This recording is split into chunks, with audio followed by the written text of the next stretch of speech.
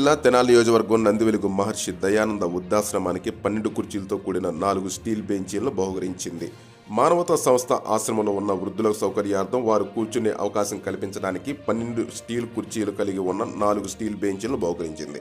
ఈ సందర్భంగా మానవతా చైర్మన్ కొలసాని రామచంద్ మాట్లాడుతూ, మానవతా సంస్థ తన పరిధిలో ఎక్కడ సహాయం చేయడానికి అవకాశం ఉందో చూసుకొని సహాయం చేసే ప్రయత్నం చేస్తుందని, ఈ కార్యక్రమం చేపట్టడం జరిగిందని, మానవతా సంస్థ సేవలు గుర్తించి ఈ మధ్యకాలంలో అవార్డులు పొందడం కూడా జరిగిందని, అది మానవతా సంస్థ నిబద్ధతకి నిదర్శనమని వారు తెలియజేశారు.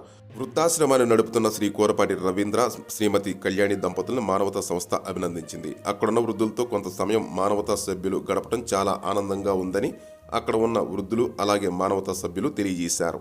అలాగే regional chairman Kotha Subrahmanyam, president P Vasu, vice president Omkar Prasad, secretary P Venkat, joint secretary D Somayya Sastri, treasurer VS శర్మలకు శ్రీ రామచంద్ కృతజ్ఞతలు తెలియజేశారు.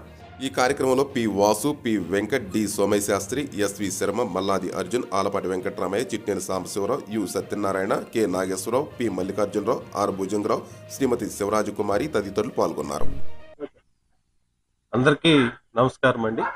తెనాలి మానవతా స్వచ్ఛంద సేవా సంస్థ ఈరోజు నందివేలుగు గ్రామంలో ఉన్న మహర్షి దయానంద వృద్ధాశ్రమంలో, ఈ ఆశ్రమం కోరపాటి రవీంద్ర గారు, కళ్యాణి మేడం వాళ్ళ నిర్వహణలో జరుగుతుంది.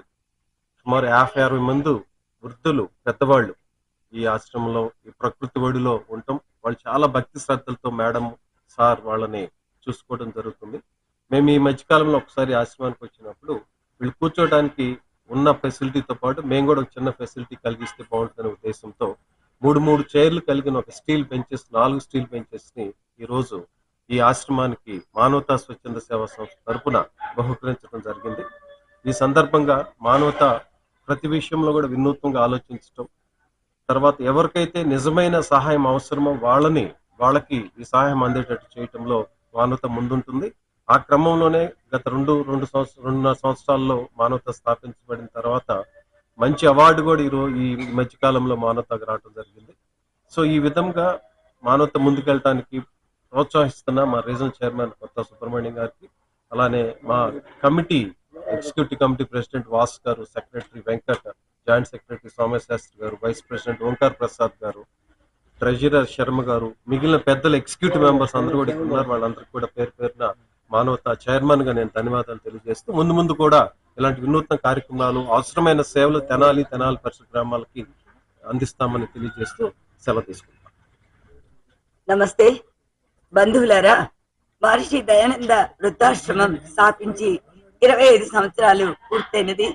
ఇక్కడ ఎందరో గృహంలో వసతి లేనటువంటి వాళ్ళు నివాసాన్ని పొంది సుఖంగానే జీవనం గడుపుతున్నారు. ఈ సుఖానికి అంతు లేదనుకోండి. ఏ వ్యక్తి యొక్క మానసిక భావాన్ని అనుసరించి సుఖస్థాయి ఉంటుంది. మా యొక్క పరిధిలో మేము చేయగలిగినంత సహాయ సహకారాలు ఇక్కడికి వచ్చిన నివాసితులకి అందిస్తున్నాము. అదే విధంగా శుభ్రంగా ఉంచడానికి పని వాళ్ళని కూడా ఎక్కువగా నియమించి ప్రతి కోణాన్ని కూడా గమనించి చూసుకుంటున్నాము.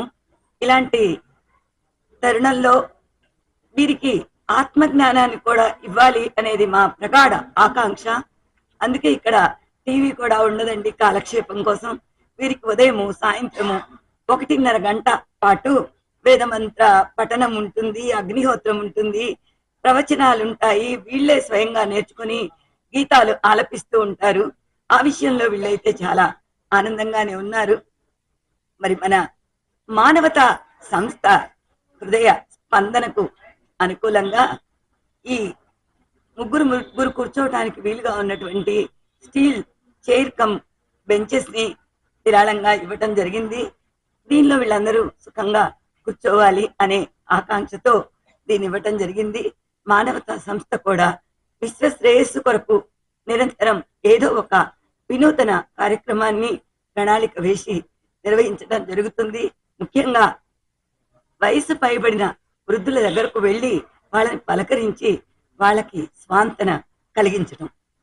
మరి అలాంటి సేవ చేస్తున్నటువంటి మానవతా సంస్థ మిత్రులందరూ కూడా, పెద్దలందరూ కూడా ఈరోజు ఇక్కడికి వచ్చి ఈ కార్యక్రమాన్ని చేపట్టడం చాలా ఆనందదాయకం. అందరికీ ధన్యవాదాలండి. నమస్తే. మరి అట్లా ఉంది.